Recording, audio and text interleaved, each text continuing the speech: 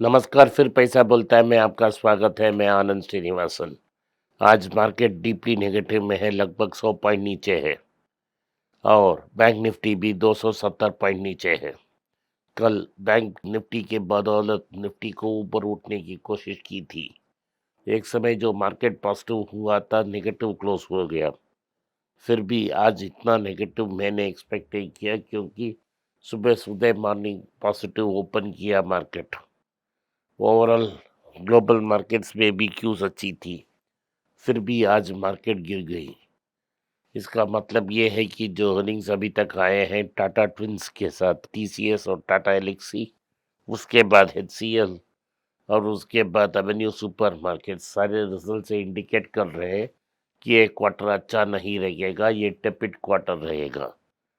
इसमें अर्निंग्स बड़ापन देखने को नहीं मिलेगा। मेटल कंपनीज का अर्निंग्स कुछ बेहतर होगा। इसका मतलब है कि पिछले क्वार्टर वॉश आउट होगा और उससे मार्केट में इजाफा होने का चांसेस कम होगा। Market already highly over valued है, ओवर वैल्यूड रहेगा।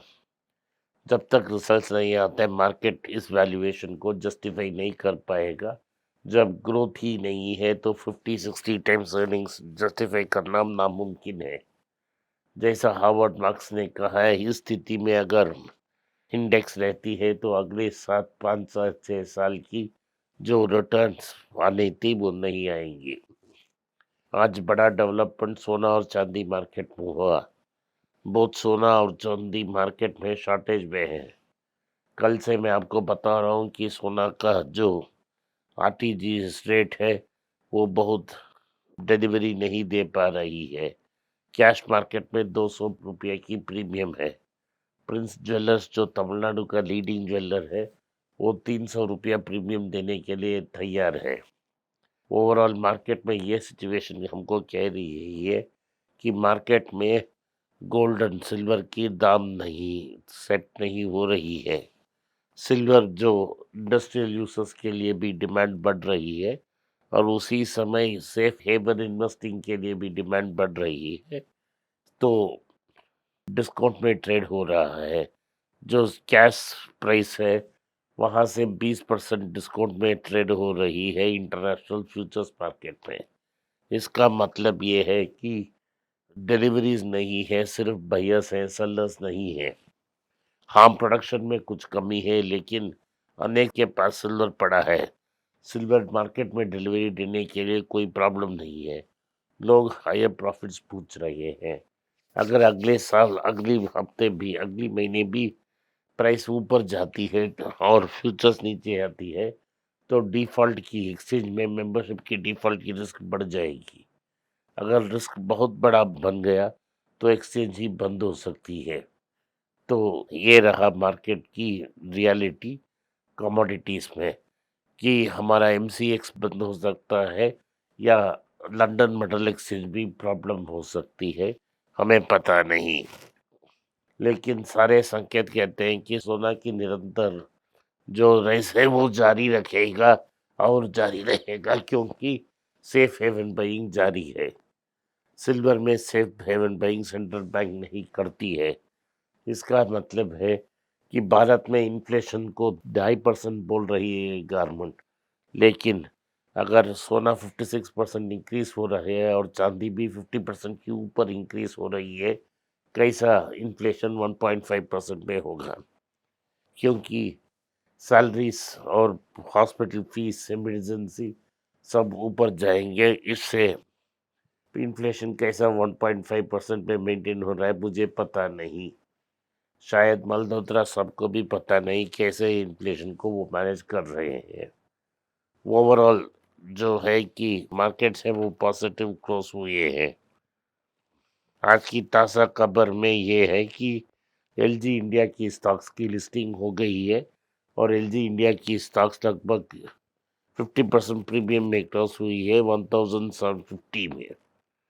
गोल्ड ने एक नया रिकॉर्ड कायम किया है। जैसा मैंने बताया है कि वो 4,100 के ऊपर ट्रेड हो रही है, 4,179 तक ट्रेड हो रही है, 4,129।